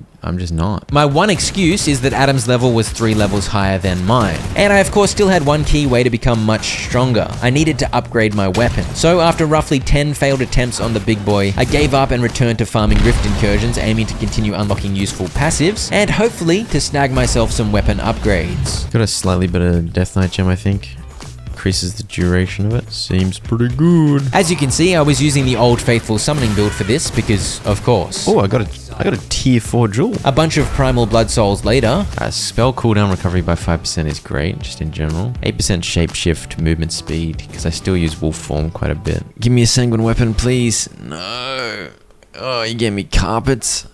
Oh, I do like carpets though, to be fair. I was sitting on about 8 level 30 shattered weapons by this point, but I couldn't craft any of them because I hadn't unlocked any more flame and sanguine weapons. At least I managed to kit out all my nerds with a good set of gear. In fact, they did not need any more upgrades at all after this, because they were now all good enough to hit 100% success chance, assuming I used the blood type traits properly to make the hunts more doable. As you may recall, certain blood types make certain hunts easier. By the way, I was of course always busy around the castle, which I haven't mentioned for a while, but of course I was always busy around the castle. But on night 176, I decided my best chance at progression now was to go on an absolute rampage over in Brighthaven, with the ultimate goal of unlocking the ability to craft more sanguine weapons. And I wouldn't mind some more armor options too. This meant I was hoping for books to drop, I wanted to farm schematics so I could unlock as many random texts as possible, and I wanted to farm gold sun coins so I could buy whatever books the shop had available. Basically, it meant I wanted to murder and pillage like a hungry vampire. Once I'd farmed some coins, I was rather sad to discover old mate here doesn't even sell any weapon books, so I settled for an armor book before robbing the shop in disdain. I had a fishing session, because fish are indeed useful for keeping prisoners happy, and since I was regularly stealing their blood, I figured I should at the very least slap them in the face with juicy fish in exchange. And since farming gold sun coins had proven fairly useless thanks to the embarrassing stock held by the book vendor, my focus became schematics. All of the schematics, please. Got 100 schematics, 48 iron ore is pretty good.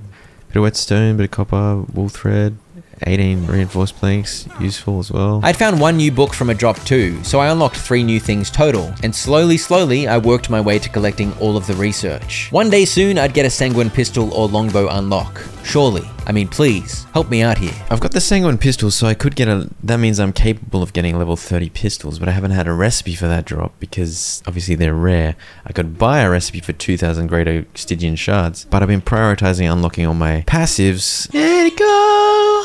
Let it go!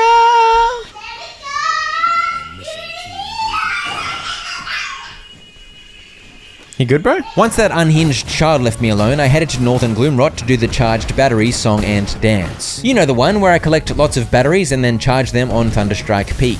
Good stuff. I then made my way southwest to Silverlight Hills, farming schematics as I went. I would just really love some more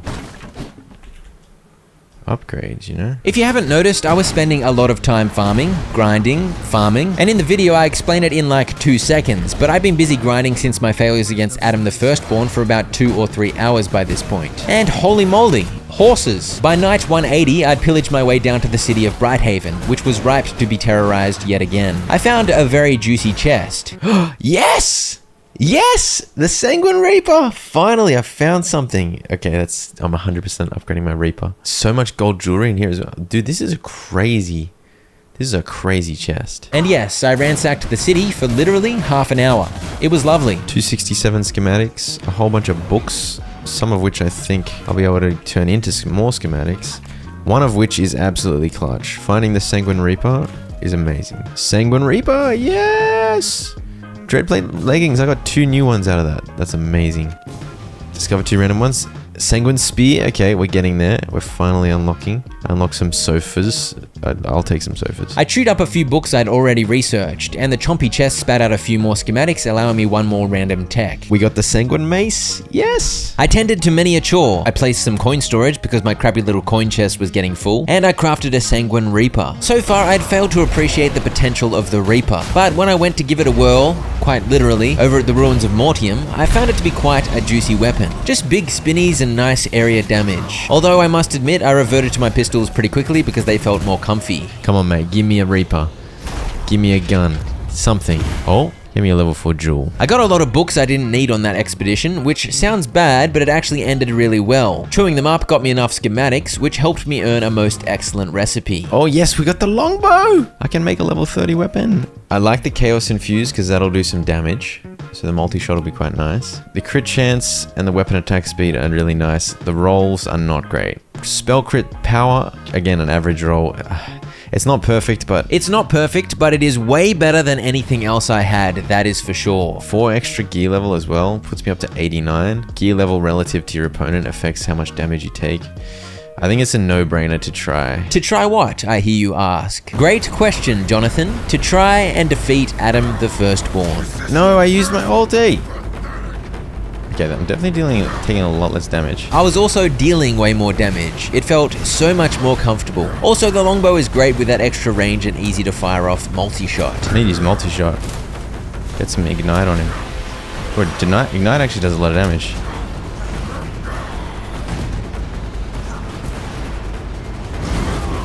Got the ulti up? Bro, this is so much easier. What's going on? What's going on is you got a juicy weapon upgrade, mate. Look at the damage numbers and compare that to what I was doing earlier. It is huge. Dude, that was so easy. I was doing so much flaming damage. Oh no, he's got another phase. He's got another phase. I spoke too soon. I'm sorry, Adam. I'm sorry. No, don't do it. Adam, you sneaky, sneaky boy. Wait till I tell Eve about your deceptive behavior. Oh dear. Oh dear, oh dear. Oh, this is not good. Please don't. Please don't. Please stop. Alright, pop a potion. Can I pop a potion? Oh, I needed to dash out of that.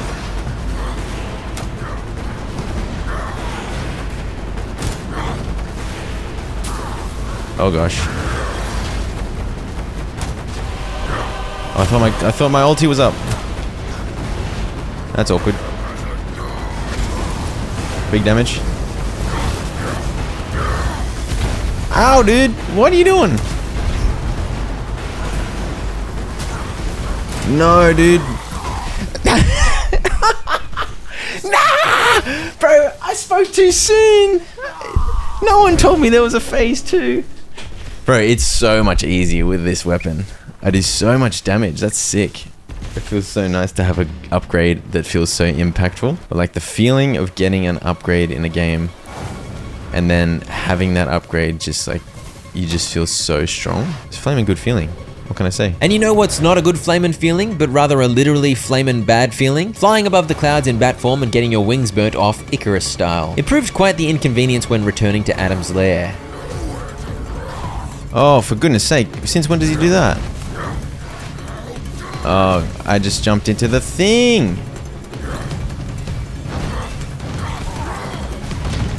I did so much worse. I swear every time I do well on a boss attempt, I proceed to completely lose the plot on my next attempt. Make that the next 2 attempts. I mean the next 3 attempts. And there may or may not have been a 4th attempt where things didn't go so well either. And then I finally worked something out. Those of you familiar with this boss fight have probably been screaming it at your screen since I first took on the big fella, but hey, at least I figured it out eventually. You can actually destroy these thingos that shoot the extremely annoying electricity beams across the arena. Honestly, who knew? And so in my next couple of attempts I adjusted and incorporated destroying the annoying beams into my approach. Not that either of those attempts went particularly well, but finally, during the Blood Moon, I cooled it down, I locked in, I channeled big brain gamer status, and most importantly by far, I subbed in the spell Blood Rage, which provides a buff and a heal when you cast it on yourself. This proved to be a very juicy addition to my strategy. I finally managed to get him to phase 2 again, and while I was still quite healthy, thanks in large part to the heals from the Blood Rage. And what can be said about phase 2? It does indeed get rather crazy, with crap coming at you from absolutely everywhere. So I did my best to duck and weave while also attempting to knock out the beams whenever I had a chance, because they made things nearly impossible when 50 billion lightning zaps are coming in from all angles. And I'm just gonna let this play out and let you feel my stress. Oh dude, I'm like stressing. Don't fumble it. Don't fumble it. Get a hit off. He's moving so fast.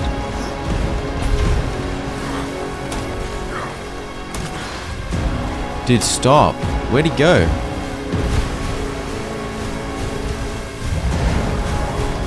Oh gosh.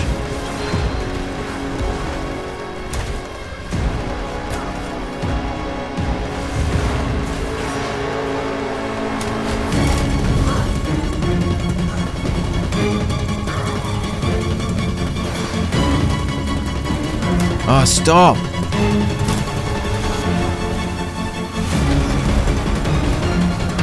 Oh, I can't get out of that. Please take damage. Dude, stop. Yes. Oh, bro. Blood Rage is so strong. How was I sleeping on Blood Rage this whole time? It makes you fast. It makes you attack fast. It heals you. With the jewel I've got on it, it increases my damage. Oh, this has got 15% weapon attack speed on it. Holy crap. And this 3rd soul shard gives you this ultimate ability, Zappy Zappy. If I wear this and pop Blood Rage, my attack speed's crazy fast. Look how fast the attack speed is. Okay, as much as I was raging at that fight, it's a pretty cool fight. I'm just bad at the game. And the first time I beat his first phase, I got so cocky. I was like, I smoked him. And then phase 2, I die. And then literally 10 times in a row, I can't even get into phase 2 again until I choose Blood Rage.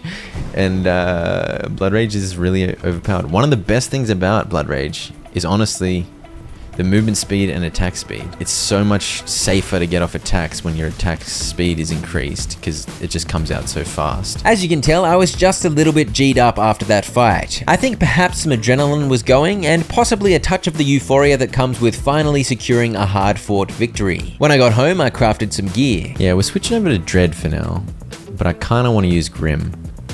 I feel like Grim's gonna be more tanky, more healing, and like way more attack speed. This is way more physical power, a bit of damage reduction, and more healing?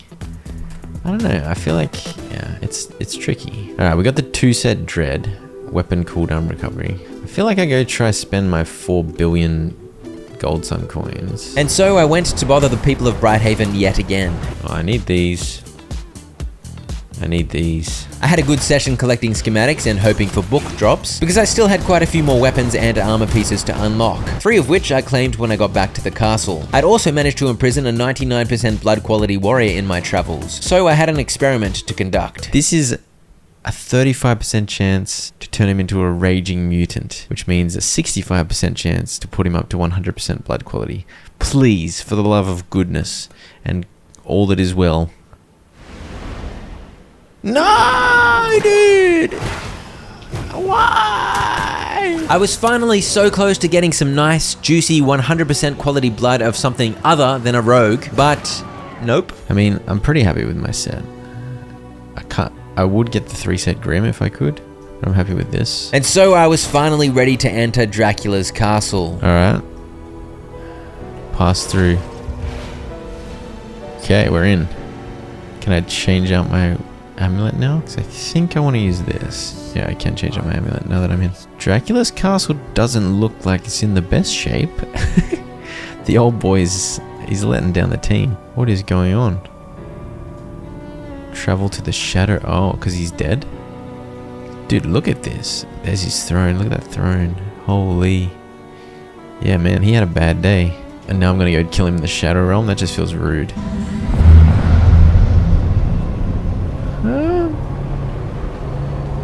What's going on?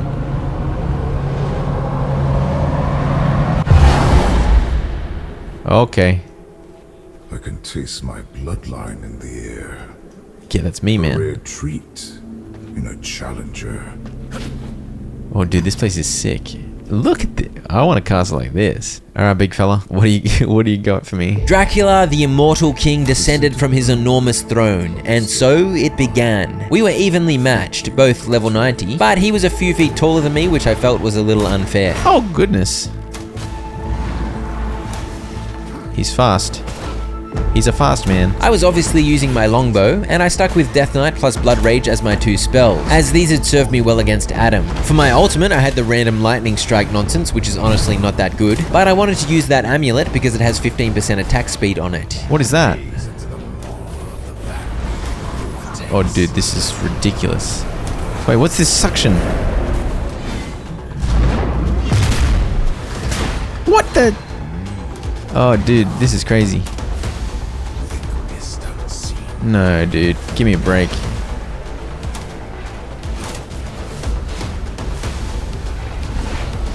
Oh, gosh. What is this? He drained my delicious 100% rogue blood. Very rude. And as you can see, this was quite an intense fight. And he seemed to have a rather large health pool to go along with his 6,000 attacks and spells. Oh, he's a dog. No doggies. You might think that because his health was still so high at this point, I hadn't been fighting him for long, but I had. He just had a lot of health. I did finally manage to push him to phase 2, at least. Give me heals, man. This is what it means. Dude, what is he doing now? Oh, he destroyed the pillars. No, I can't hide. As you can see, he took his shirt off and whipped his enormous wings out for phase 2, and he began spilling blood everywhere. He shot blood crystals at me, and he did some of these ones. How am I supposed to avoid all of this? In all seriousness. Dude, how am I supposed to? Oh. Dear Lord. Wait, why is my blood drained so fast? My blood had drained fast because Dracula drank a bunch of it. Don't tell me Dracula drains extra blood from you. He does, with this particular move, so that's an important one to dodge. On my next attempt, I got him to phase 2 way quicker. I think largely because I'd now learned the fight a bit, but also because I switched amulets so that I could use my old Faithful Storm ultimate, which as we know does very juicy damage. Oh gosh. No, dude. Oh. What am I doing? That's just a panic dash. Oh, dude. Oh, no. Oh. There's just crap everywhere in this phase. I wonder if I can destroy those crystals. I probably can. You can indeed, which does help declutter the area, but this knowledge didn't really help me that much. Not this crap again. Not this crap again. Oh, dude.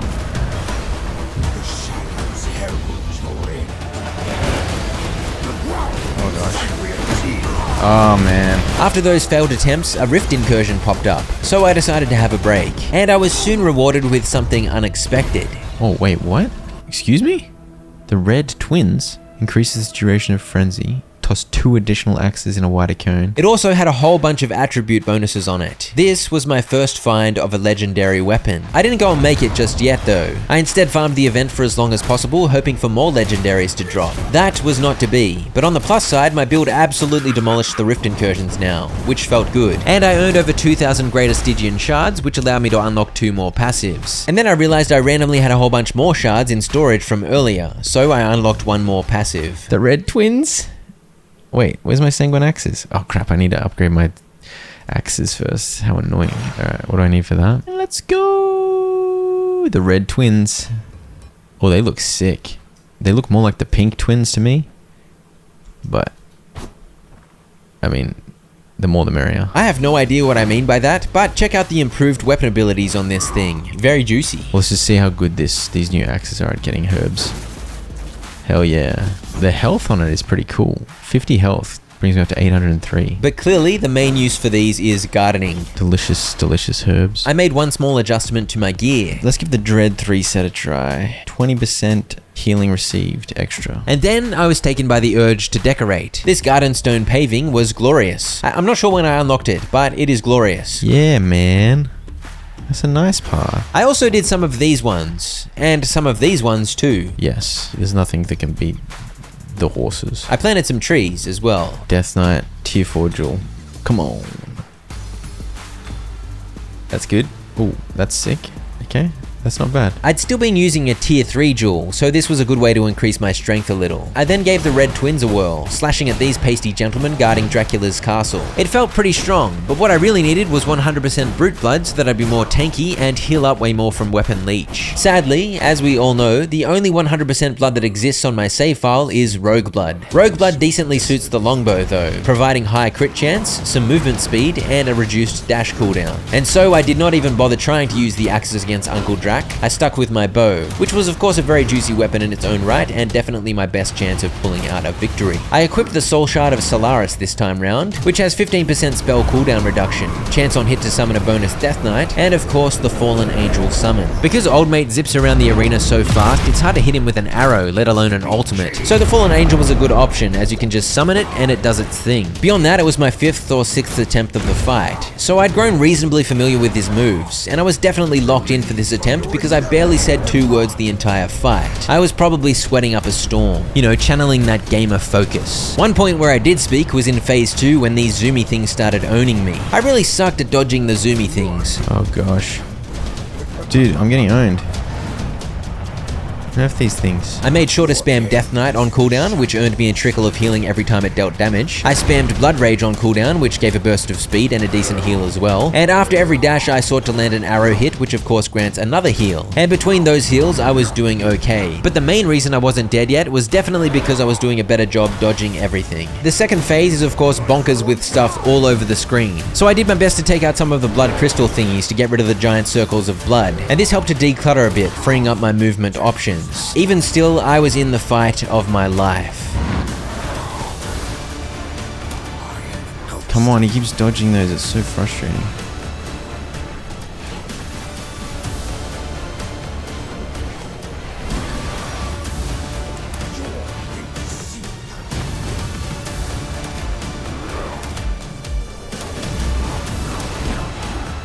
Oh, dude, that's so much damage.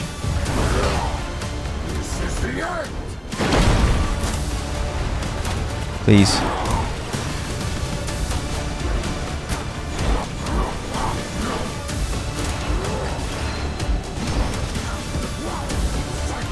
Yes! Please don't tell me there's a phase 2. Come on, man. No phase 2.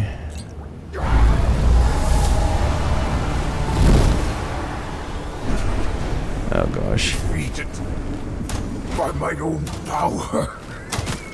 Please. There could be no Oh, other way. there's no phase 2. Praise the Lord. That's so good. That is so good. Bro, that was a sick fight. Yes! Yes! Oh boy. He's toasted. Oh my gosh, that's a satisfying fight. Why have I got 100 warrior blood now? The hell do I have 100? What? Yeah, so I don't know what the hell happened, but I randomly had 100% warrior blood, even though I chugged rogue blood before the fight. Maybe I stole the 100% warrior blood from Dracula? Either way, the main story here is, I had defeated the final boss of V Rising, and man oh man did it feel good. We did it. Well, that's a good feeling, man. Holy crap, that's a good feeling. In this place between worlds, you can feel the whispers at your back, a presence from the Shadow Realm, a surge of power that heralds its champion unto Vardaran, a destiny meant for Dracula, now inherited by you. Go forth, Floydson. Emerge victorious. I'm gonna claim the Throne of Darkness. Hell yeah. Let's check out the ulti on Dracula's soul shard. By the way, this ulti, invulnerable for 3 seconds, and you just do those ones. That seems strong. Sick. Tell me about this throne, man. The Throne of Holy crap. Come on, man. I don't have room for that. So it looked like I was gonna need to rethink my throne room design. Give me the Dracula's Dread chest guard. So Veil attacks will deal 30% damage. That's not bad. And I finally had a full set of endgame gear. Very nice. I needed more blood crystals to make more onyx tears so I could make my enormous throne. So I had a session slapping red rocks. Once I'd stocked up, I was able to queue up a whopping 11 onyx tears. I got busy reconfiguring the throne room. Down went the throne. What a beast. But I couldn't control my servants from my new throne, so I made a spot for the old one over here, purely for commanding purposes. I then headed to a rift incursion to try out the new ultimate, and to hopefully find something juicy. Dash 1 additional time. Inflict static. Consume static and get storm shield. It's got attack speed, spell cooldown recovery, and movement speed. Okay, those are pretty nice though. I knocked over a few more primal blood souls. I've got to get the final. Yeah. So I've got all my passives now. I think the only other use for the Stygian, the greater Stygian thingos would be jewels now, right? Yes indeed. The other use for these is to make tier 4 jewels to upgrade spells. There we go, Sanguine Crossbow. Nearly got all the weapons. What am I missing? The greatsword? I added the other 3 soul shard pedestals to the throne room. And I don't feel like this throne area needs anything more. I think the fact that it's kind of sparse suits, because then the giant throne just dominates. I decorated around here too, placing a lovely lounge upon which peasants can sit and await an audience with me. Yeah, why not? Why not have a random statue? I don't know. And with that, I felt like the throne room and its little waiting area were officially complete. I placed a cheeky window in the jewel crafting room, and I decorated this area that used to be home to my throne. I don't think it needs anything else. I think that'll do. I added some seating and plants to make better use of the 2 balconies next to the jewel crafting room, and I next worked on this little area next to the waypoint, and the nearby walkways. And when a rift incursion popped up, I went in for a rumble, just because I wanted to play around with the red twins some more. They were pretty strong, and a fun counterpoint to the constant range battling I've been doing the entire playthrough. These axes with warrior blood, so you have a lot of kind of reduced damage. It's crazy. By the way, when you drain the blood of a primal blood soul, it actually fully replenishes your current blood type, which is how I was still hanging on to the 100% warrior blood all these days after defeating Dracula. The beauty of the red twins plus warrior blood combo against these lower level enemies was that I could just stand there tanking everything like a big buffhead, which felt pretty cool. I pushed to do as many as I could during the one event, and I managed to defeat 7 primal blood souls total, collecting almost 2,500 greater Stygian shards. Not that I really needed them, but why not? When I returned, enough dark silver ingots were ready, so I crafted my legendary slashes. Cloud dancers, baby. The same color as my axes.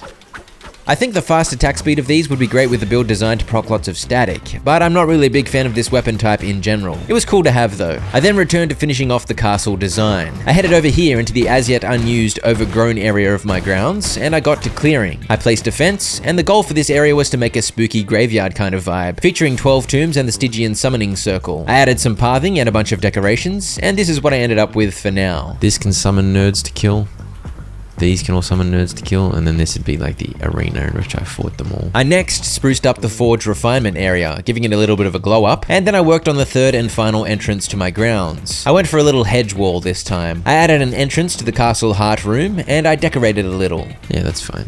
Cool. And then that comes into here. I finished the walls off, and I wasn't really sure what to do with this area, so I experimented for a while, but I decided that since this was simply the house for the castle heart, it just needed a grim gothic vibe. So this is what I ended up with. Come in this main entrance, you've got the forge refinement area here.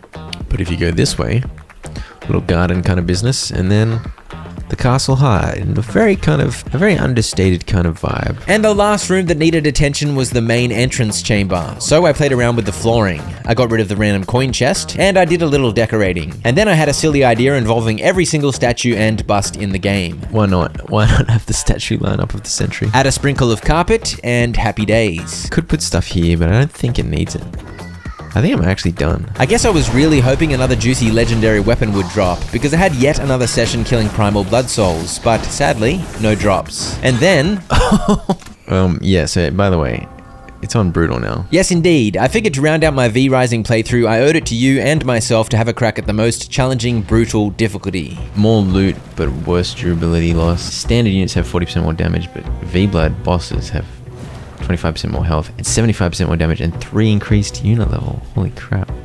And as you can see, I'm not wearing any of my gear, including my necklace, so my gear level is 39, which is why those guys just owned me. The reason I was half naked is because a few people had insisted I should check out Beatrice the Tailor on brutal difficulty, so I figured I better have a look. She was level 43, and I wanted to match my gear level to her so the fight was fair, though I was using a rather good endgame weapon, so I probably still had an unfair advantage, but whatever. And I soon found out why everyone wanted me to check out this fight. Wait, what? That is right, Beatrice turned into a giant gargoyle. I love my extremely passionate response, by the way. A nice juicy "wait what" is great for content. Anyway, I proceeded to nearly die to the huge beast, and as I scrambled to survive, she reset. So yeah, brutal difficulty is brutal. I then summoned a bunch of tree boys because I needed more seeds, and with the seeds that dropped, I was almost able to fill up my garden farm, and I figured I might as well plant some trees in the graveyard too. And then I made one glorious attempt. There's no way I can beat him on hardcore.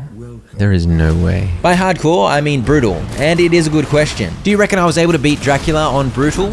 Let us see. Oh, it does that much damage. Oh, dude.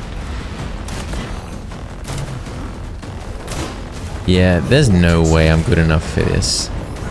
There's no way.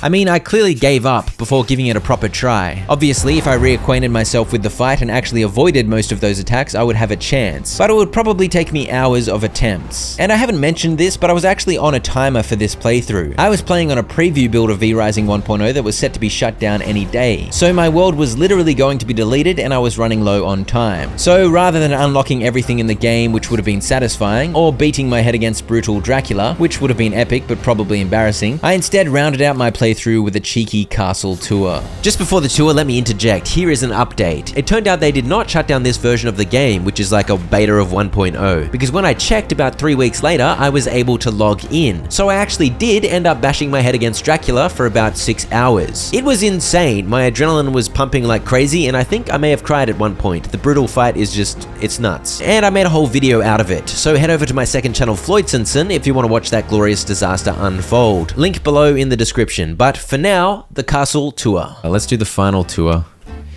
Here we are at Castle Floydson. The flower farm is actually decent, almost complete. I would have completed it pretty soon if I kept going. We got our entrance area with the lineup of statues.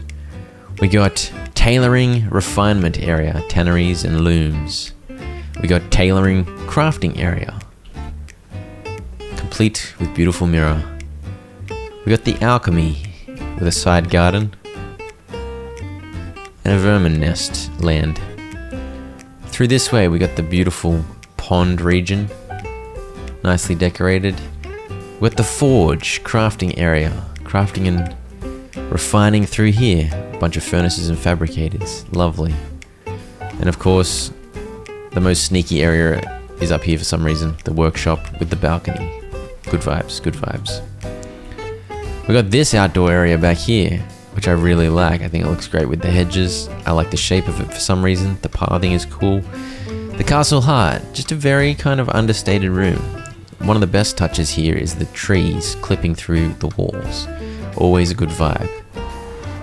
And then out here, obviously, we've got the big old graveyard, which is haphazard, messy, overgrown, bunch of trees, even including an apple tree for some reason.